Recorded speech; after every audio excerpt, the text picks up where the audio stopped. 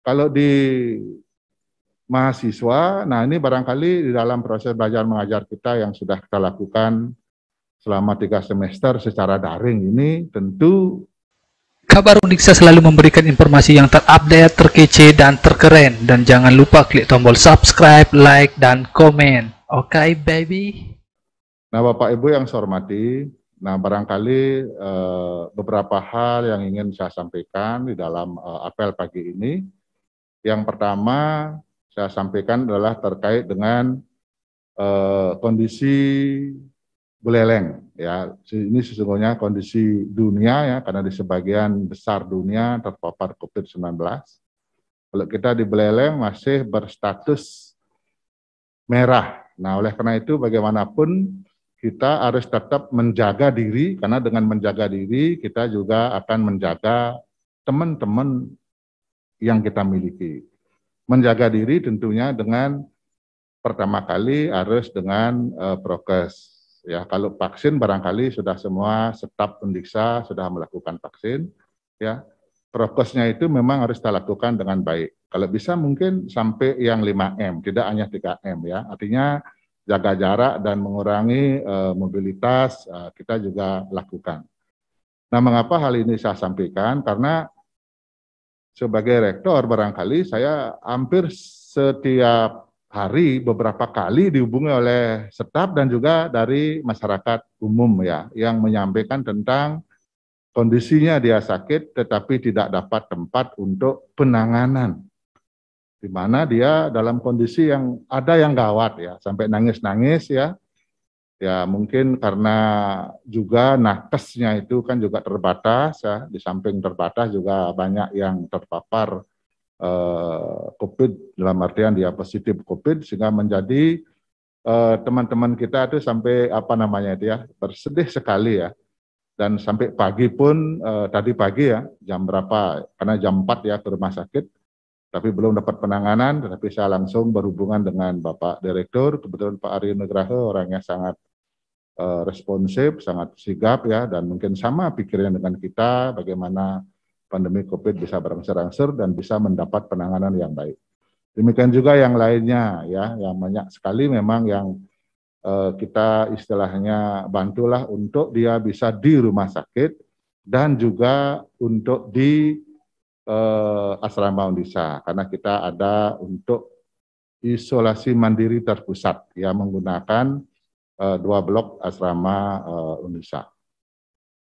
Juga saya ingin menyampaikan ya di dalam pandemi COVID ini saya memang sangat berbangga juga ya dengan kegiatan yang tetap dilakukan baik oleh pegawai, oleh dosen ya, dalam artian melakukan satu kegiatan di rumah. Ini capaian-capaian ini memang saya berikan apresiasi yang luar biasa. Sebagaimana saya sampaikan pada minggu yang lalu ya, bahwa para dosen itu telah melakukan kegiatan utamanya ya, sebagai dosen dia harus melakukan tridharma perguruan tinggi baik pengajaran, pendidikan, penelitian dan pengabdiannya. Ya itu memang saya pantau, saya dengar itu sudah hampir semua dosen-dosen kita dapat melakukan hal itu.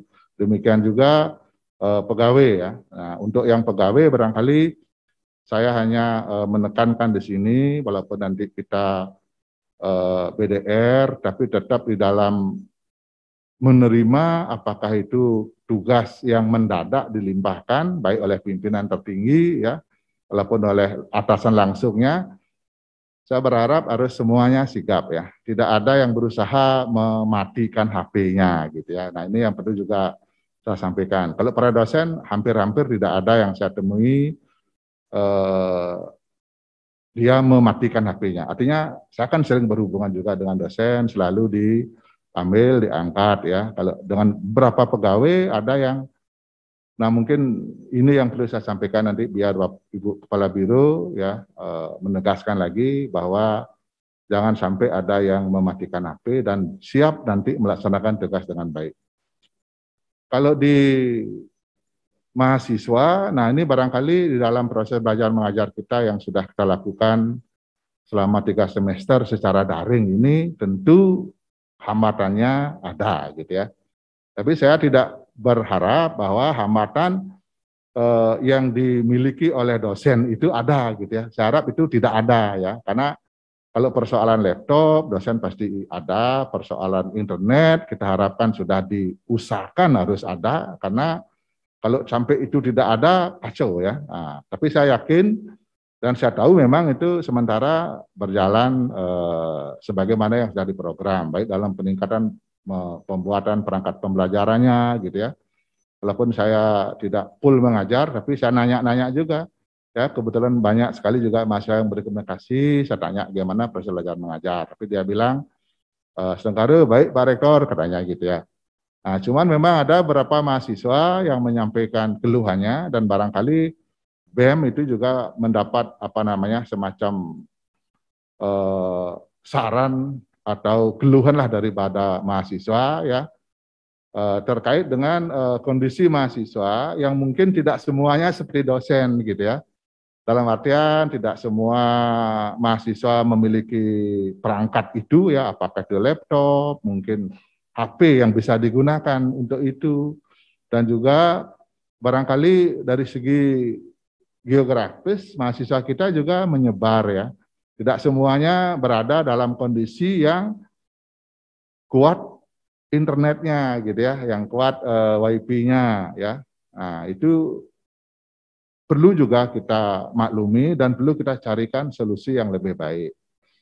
Karena juga kalau di daerah yang dari Sulawesi, dari timur terutama ya, itu dia harus pergi sampai puluhan kilo untuk mencari sinyal gitu ya. Ini kan sesuatu yang luar biasa juga adalah oleh adik-adik mahasiswa. Nah, dengan kondisi seperti itu barangkali bagaimana nanti dosen membuat satu strategi pembelajaran yang bisa menjangkau secara lebih baik kepada seluruh mahasiswa. Nah, saya yakin nanti dengan dari Pak Gede Wawan barangkali bisa membuatkan suatu perangkatnya sehingga semua mahasiswa bisa mengikuti dengan baik.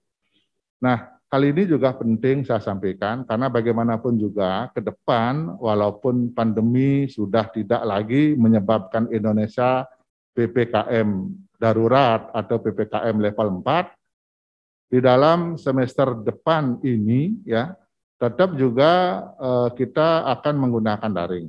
Ya, kalau kita lihat arahan-arahan itu kan 60% daring, 40% luring. Dan ini juga sudah saya komunikasi dengan Bapak Wakil Rektor 1 ya untuk tetap melakukan kombinasi atau blended learning ya, dalam artian daring dan luring. Persoalan BDR-nya itu nanti kita melihat arahan atau edaran dari pusat, dari gubernur dan juga dari bupati. Karena memang sangat berbeda ya antara kabupaten yang satu dengan yang lain, antara provinsi yang satu dengan provinsi yang lain.